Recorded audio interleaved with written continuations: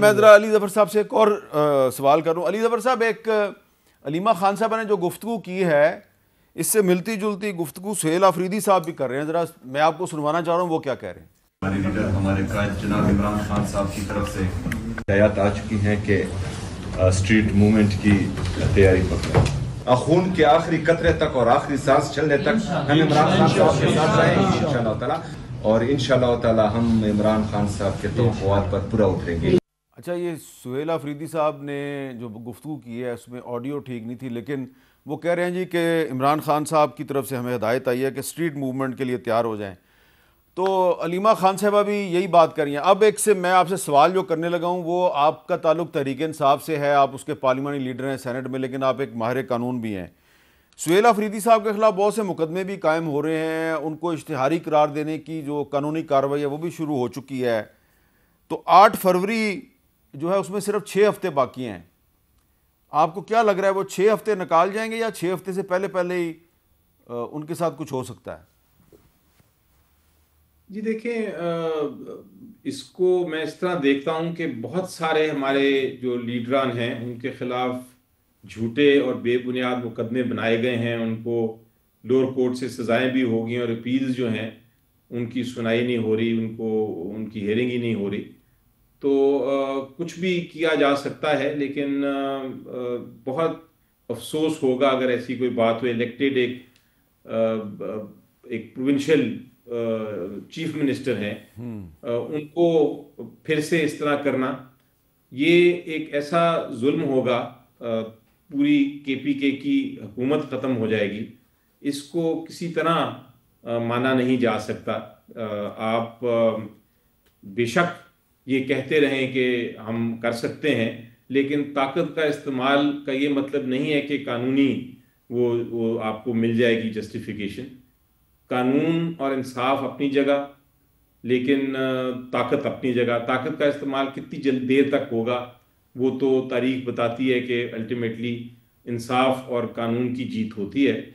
तो हो सकता है कि वो कुछ करने की कोशिश ऐसी करें, लेकिन मेरी एडवाइस यही होगी कि ऐसा ना करें। इससे बहुत इंतशार पैदा हो सकता है, इससे चीज़ें बहुत आगे जा सकती हैं।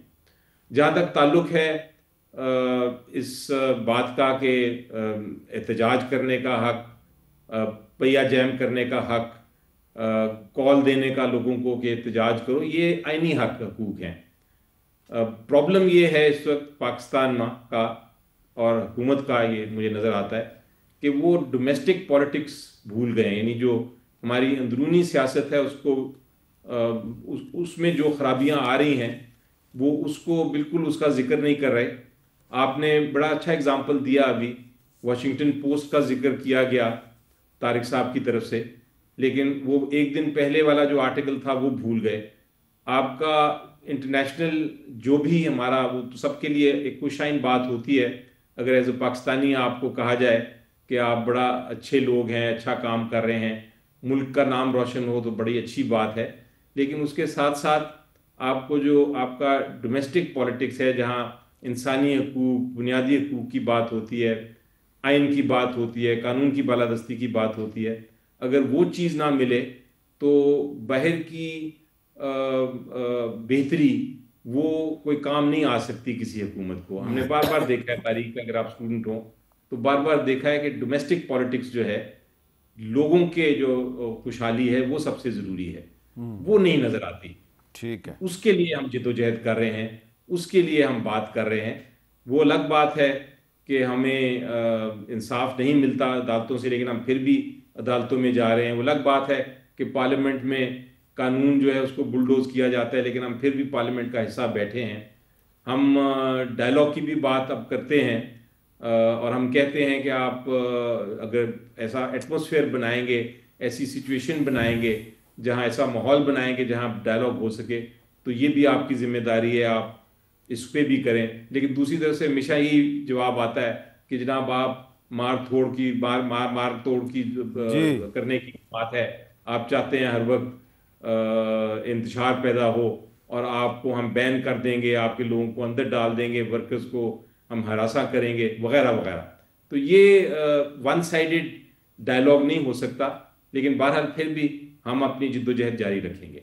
अच्छा अली ज़फ़र साहब, आप की जो गुफ्तगू है, इस गुफ्तगू के दौरान मुझे अब्दुल कदीर बलोच साहब याद आ गए, जो कि एक ह्यूमन राइट्स डिफेंडर थे, ह्यूमन राइट्स एक्टिविस्ट थे।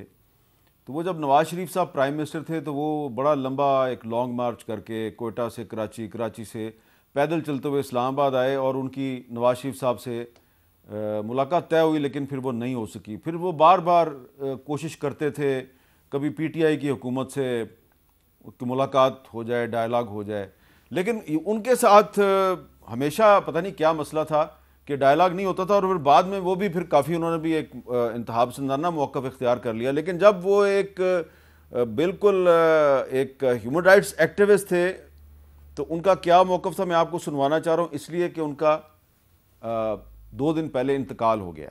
तो हम अपने प्रोग्राम में जो लोग इंतकाल कर जाते हैं और उन्होंने अगर हमारे प्रोग्राम में शिरकत की हो तो हमारी एक रवायत है कि हम उनका एक क्लिप सुनवाते हैं। ज़रा सुनिए उन्होंने क्या कहा था।